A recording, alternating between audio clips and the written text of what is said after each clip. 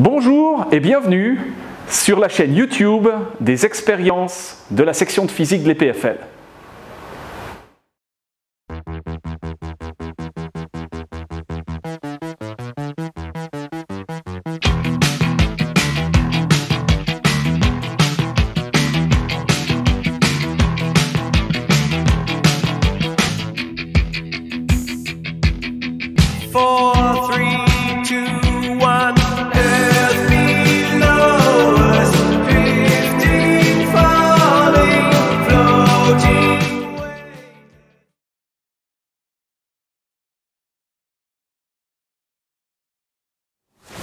Bonjour et bienvenue dans le monde des chemins de fer où on va essayer de comprendre ensemble la différence qu'il y a entre une force extérieure et une force intérieure.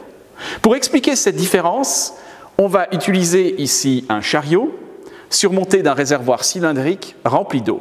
Et vous avez ici au bas de ce réservoir essentiellement un robinet avec un bouchon. D'accord ? Alors, dans un premier temps, on va ouvrir le bouchon, d'accord, et on va voir ce qui se passe.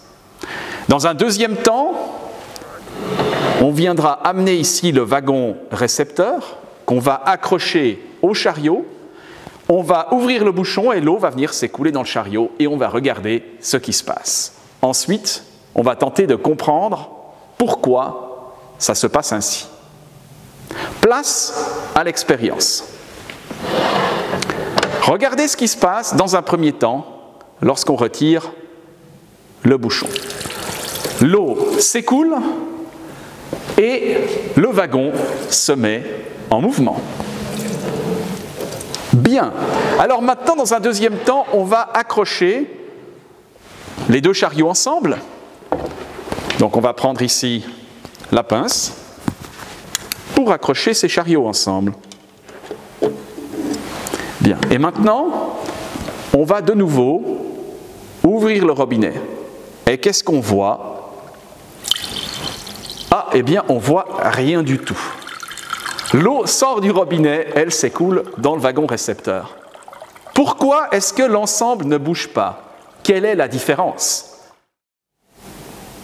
Que se passe-t-il maintenant si le chariot fait face au récepteur, mais qu'ils ne sont pas accrochés l'un à l'autre?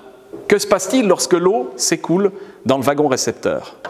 Essayons de le comprendre. Les deux se déplacent. D'accord? Pourquoi? Ces deux wagons se déplacent en sens opposé. Plutôt. Le chariot et le wagon récepteur se déplacent en sens opposé. On va la refaire, cette expérience. Regardez bien. Ils se déplacent par rapport à ma main en sens opposé avec initialement des vitesses égales et opposées. Ils sont à peu près la même masse. D'accord? Tentons maintenant de comprendre pourquoi le chariot se déplace vers la droite lorsqu'on ouvre le bouchon, d'accord, et que l'eau s'écoule vers la gauche. Eh bien, dû à la pression de la colonne d'eau, l'eau va s'écouler avec une certaine vitesse. Il y aura donc un débit d'eau multiplié par la vitesse, qui est la variation temporelle de la masse multipliée par la vitesse. Donc on a une variation de quantité de mouvement au cours du temps. Cette quantité de mouvement quitte ici le chariot vers la gauche. Ça veut dire quoi? Ça veut dire que le chariot va lui expérimenter une force qui va le propulser vers la droite, puisque la force, c'est la dérivée temporelle de la quantité de mouvement. Donc là, c'est une force extérieure au chariot avec le réservoir d'eau. Il en va différemment lorsque les deux chariots sont accrochés l'un à l'autre. Lorsque vous avez le wagon récepteur qui est accroché au chariot. Vous avez effectivement de l'eau qui s'écoule par le robinet, donc il y a une variation de quantité de mouvement qui quitte ici le chariot, mais en même temps, cette quantité de mouvement va pénétrer dans le wagon récepteur et donc vous allez avoir un gain de quantité de mouvement dans le wagon récepteur. Donc, vous allez avoir une force dite d'action, cette force qui est due à l'eau qui s'écoule ici du robinet, qui va être orientée sur le chariot vers la droite, mais en même temps, il y a une force dite de réaction qui est égale et opposée, qui, elle, va être exercée sur le chariot vers la gauche. Ces deux forces sont des forces intérieures au système formé du chariot et du wagon récepteur.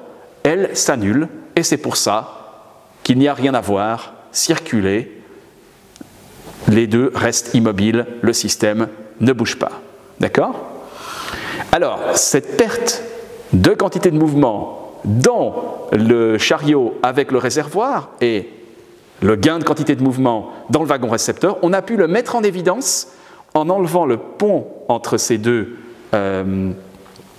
véhicules, d'accord? Et on a vu qu'ils se déplaçaient de manière symétrique par rapport au référentiel, ici, des voies. Donc, il est essentiel de faire la distinction entre force intérieure et force extérieure, et cette distinction, elle repose sur la définition du système. Lorsque le système est uniquement le chariot, on a une force extérieure liée à l'écoulement de l'eau qui provoque le déplacement du chariot contenant le réservoir. Lorsque on a le système formé du chariot qui contient le réservoir et du wagon récepteur, c'est une force intérieure. Ces forces intérieures se compensent, elles se neutralisent, et donc il n'y a pas de mouvement. C'est donc bien les forces extérieures, et les forces extérieures seulement, qui contribuent au mouvement.